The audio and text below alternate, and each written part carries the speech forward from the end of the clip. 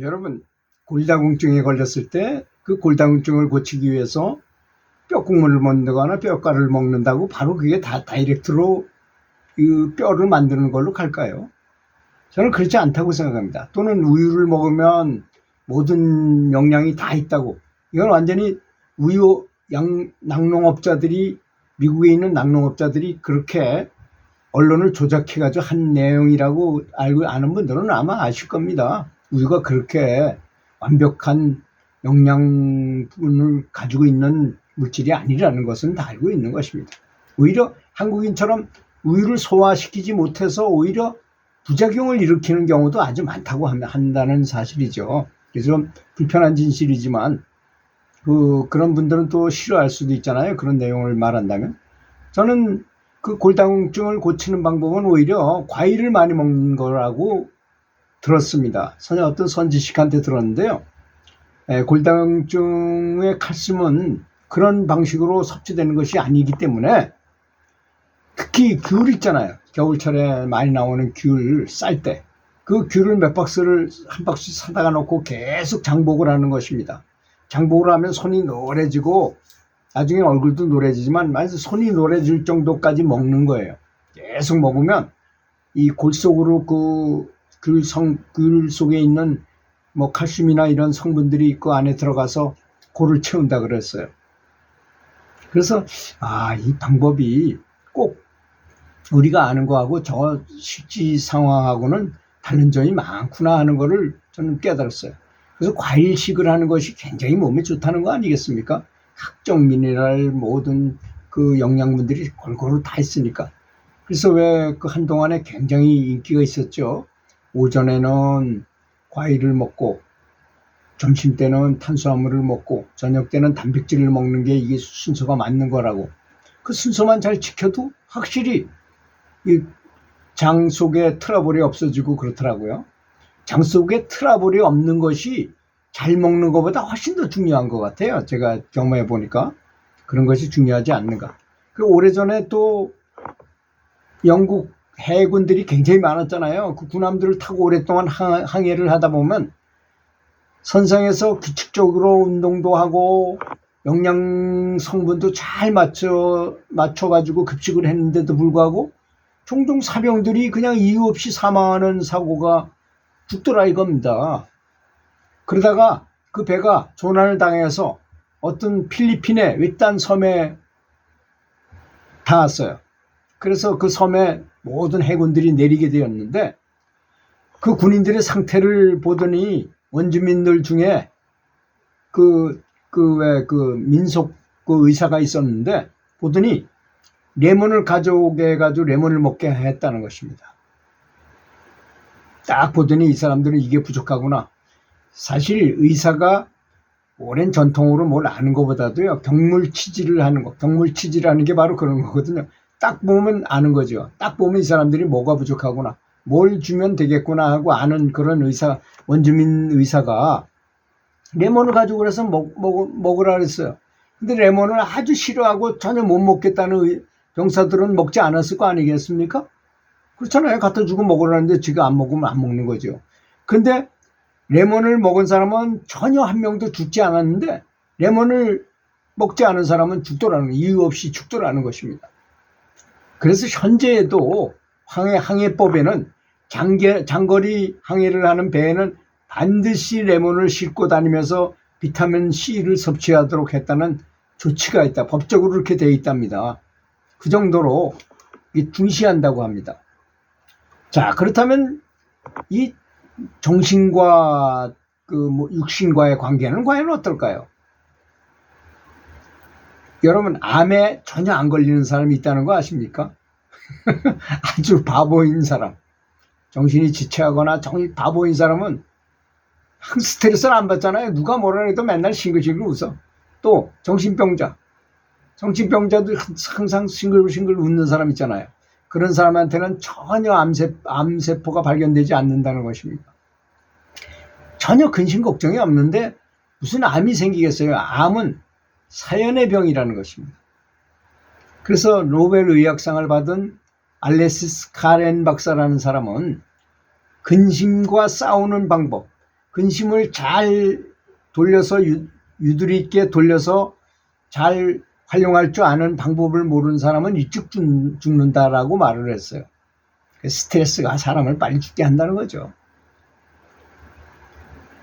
그래서 카렌 박사는 이런 사실을 임상실험을 통해서 확인했다고 했는데 좀 끔찍한 실험이긴 했지만 사형수에게 이렇게 말을 했답니다. 어차피 죽을 사람이잖아요, 사형수. 당신은 내일 12시에 처형될 것입니다. 이 말을 들은 사형수는 얼굴이 하얗게 창백해질 거 아니겠습니까? 이때 위 내시경을 집어넣어가지고 보니까 위도 역시 얼굴색처럼 하얗게 창백해졌다는 것입니다. 얼굴 색깔과 위 속의 색깔이 똑같더라는 것입니다.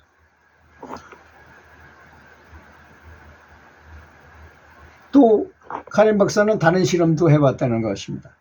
시간이 흐른 후에 그 사형수에게 이번에는 당신은 이제 모범수로 인정받았다. 그래서 사형에서 종신형으로 감형이 됐다. 계속 성실하게 있으면 무기징역에서 30년으로 해서 10년으로 감형될 수도 있다. 그리고 얼마 있지 않아서 이 감옥에 나가게 될 것이다 라고 말해 주었다는 것입니다. 그랬더니 이 사형수 얼굴이 어떻게 변하겠어요? 환한 혈색이 돌잖아요.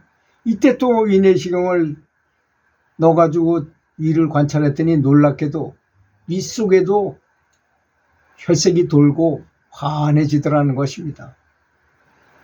카렌 박사는 이러한 사실을 통해서 한 가지 결론을 내렸는데 뭐겠습니까? 얼굴 색깔과 위 색깔은 같다.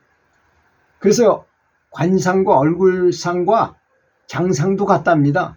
얼굴에 주름이 많은 사람은 장 속에도 주름이 많은 사람이랍니다. 두 번째 비유는 우리가 너무나 많이 잘 아는 얘기잖아요. 옛날에는 고속도로가 뭡니까? 옛날에는 고속도로가 강의 배입니다. 배. 황하강. 그 배가 사람들이 제일 많이 다니는 운송기관이었죠. 우리나라도 마찬가지였습니다. 강 유역에마다 이렇게 큰 도시가 형성되고 그게 배가 바로 운송수단 가장 좋은 거니까 걸어 다니는 시절이었는데 배가 얼마나 빠릅니까? 쉽게 갈 수 있고. 그래서 이제 황하강에서 왜 원숭이 새끼 붙들어 가지고 가니까 어미가 쫓아오다가 나중에 너무 불쌍해가지고 배를 세워가지고 가서 보니까 쓰러져 있었는데 죽었더라는 거잖아요. 그래서 배를 갈라보니까 창자 마디마디가 다 끊어졌더라. 그때 나온 말이 애절한 사연이다 할 때 애자는 창자 애자예요. 절은 끊어진다는 뜻이니까 창자가 끊어지도록 이렇게 사람의 마음과 육신은 관련이 엄청나게 깊다는 것입니다. 그러니까 우리가 연부를 한다는 것도 한번 생각해 보십시오. 아마 모르는 분들은 별 의미 없이 어떤 기복신앙으로 연부를 하는 분도 있겠죠.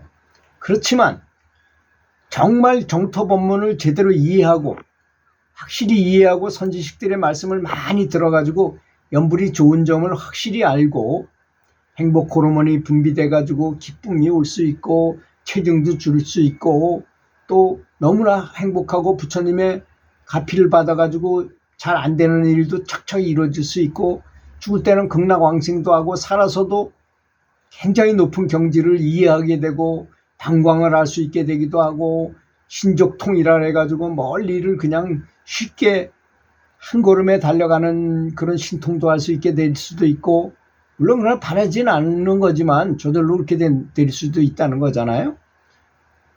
이렇게 된다는 걸 다 알고 연부를 아주 기분 좋게 최고로 인생에서 중요한 것으로 생각하고 너무나 행복하게 한다면 그 장상 얼굴상도 변할 것이고 얼굴도 아주 굉장히 많이 변하게 돼 있어요. 저도 사실은 체육교사를 하고 운동한 사람이라서 이 얼굴이 굉장히 좀 뭐라고 그러나요? 좀 엄하고 좀 이게 자비롭지 못하게 생겼던 사람입니다. 저는 제 얼굴이 확실히 변했어요. 아주 완벽하게 변했어요. 오랜 동안 명상 연불 수행을 하면서 그렇게 변했습니다. 확실히 변한다고 저는 생각해요. 그러니까 얼굴만 변하는 게 아니라 내장 속도 변하는 것입니다. 그래서 얼마 있다가 죽어야 될 사람이라면 연부를 열심히 하면 장상도 변하고 얼굴상도 변하고 뭐 내 속에 있는 내장 기관들도 다 변하기 때문에 굉장히 장수를 하게 된다는 것입니다. 이건 100% 맞는 얘기입니다. 그래서 오래 살고 싶으면 연부를 열심히 하십시오. 분명하게 장수할 수 있습니다. 또 사업이 잘 안 되거나 뭐 어려운 일이 생기면 연부를 하십시오. 잘 될 것입니다. 들어주셔서 감사합니다.